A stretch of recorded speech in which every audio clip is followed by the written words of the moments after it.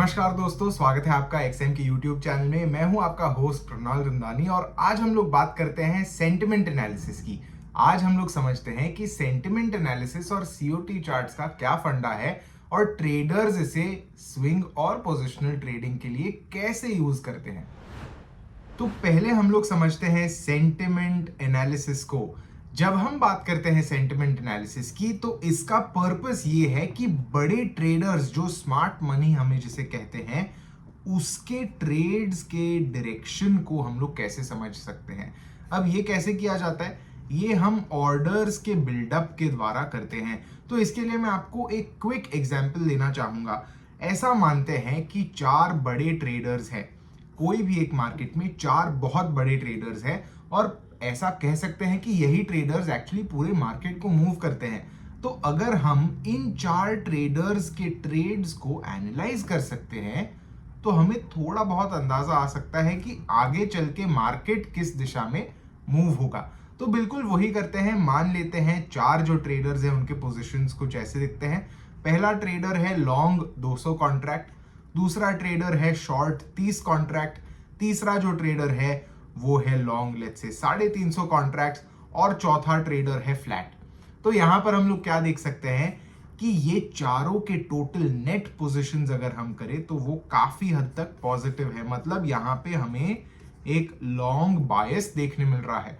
और दोस्तों, अगर स्मार्ट मनी यानी कि बड़े ट्रेडर्स लॉन्ग बायस के साथ चल रहे हैं तो इसका मतलब ये है कि उनके एक्सपेक्टेशंस ये कह रहे हैं कि शायद मार्केट ऊपर जाएगा।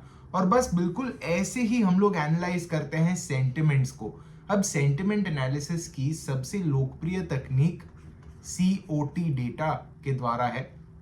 सीओटी डेटा जो है इसे हम कमिटमेंट ऑफ ट्रेडर्स डेटा भी कहते हैं।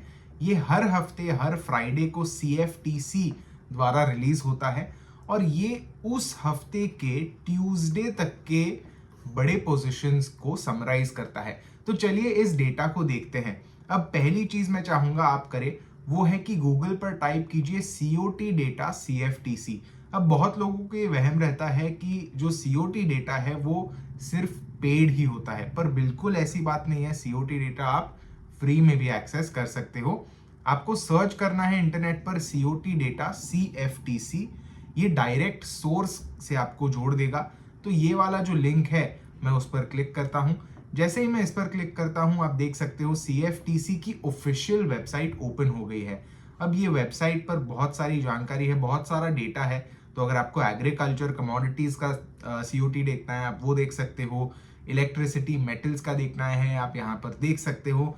फिलहाल हमें देखना है फाइनेंशियल का, क्योंकि फाइनेंशियल्स के अंदर आप देख सकते हो एसएनपी, यूरो यूएसडी, दूसरे करेंसीज, इसका डेटा। तो यहां पर हम लोग इस current traders in financial futures reports पर क्लिक करते हैं और मैं जनरली प्रेफर करता हूं सिर्फ फ्यूचर्स को देखना, क्योंकि फ्यूचर्स आपको ट्रू पिक्चर दे सकता है। ऑप्शंस जनरली हेजेस के लिए भी यूज होते हैं, तो मेरे हिसाब से वो थोड़ा सा हमारे एनालिसिस को स्क्यू कर सकते हैं। तो मैं यहाँ पर लॉन्ग फॉर्मेट पर क्लिक कर सकता हूं और ये आप पूरा डेटा यहां पर देख सकते हो। This is the actual raw COT data. अब यहां पर हमें कैसे देखना है आप देख सकते हो, ये एक पूरा एक पर्टिकुलर इंस्ट्रूमेंट का सीओटी डेटा है।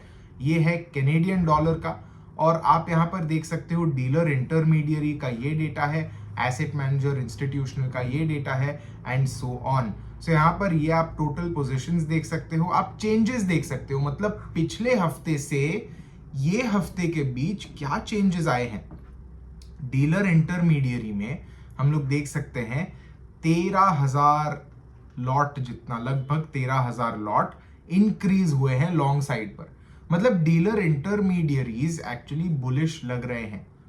पर ये एक चीज ध्यान रखिएगा, यहाँ पे जो मार्केट पार्टिसिपेंट्स है ना, जैसे डीलर इंटरमीडियरी हो गए, एसेट मैनेजर इंस्टीट्यूशनल हो गए एंड सो ऑन, ये सब अलग अलग मार्केट पार्टिसिपेंट्स को रिप्रेजेंट करते हैं।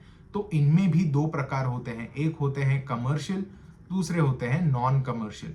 कमर्शियल का मतलब क्या, कमर्शियल मतलब ऐसे लोग जो ये सारे जो चाहे वो करेंसी हो गई, चाहे कोई कमोडिटी हो गई, ये सब उनके लिए क्या होती है, रॉ मटेरियल होती है या कॉस्ट ऑफ गुड्स होता है या बिजनेस का कुछ रिलेटेड होता है।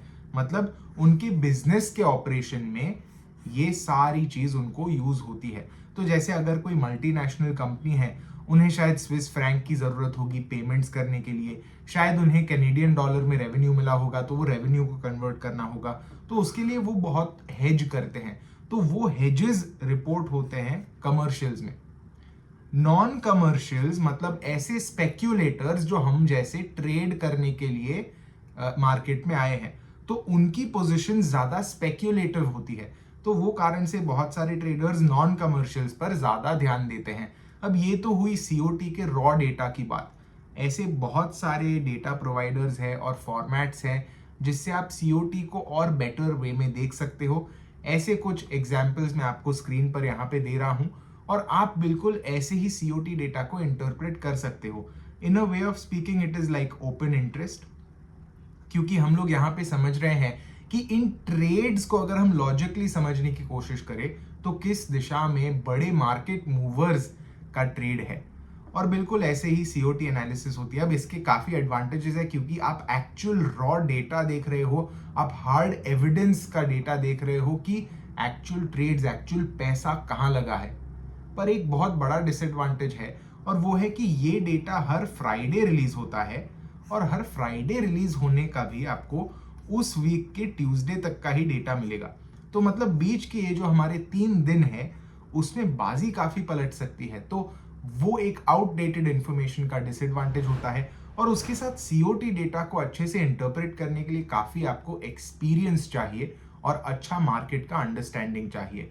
और जनरली ये स्विंग और पोजिशनल ट्रेड्स के लिए बेटर होता है compared to intraday and scalping, क्योंकि इंट्राडे और स्कैल्पिंग बहुत छोटे टाइम फ्रेम पर होते हैं और उसके लिए ये डेटा उतना रेलिवेंट नहीं होता। तो मैं आशा करता हूं आपको सीओटी डेटा और सेंटिमेंट एनालिसिस के बारे में कुछ नया और अच्छा सीखने मिला होगा। हम लोग मिलते हैं अगले वीडियो में। तब तक happy trading, happy analysis and make sure you are subscribed.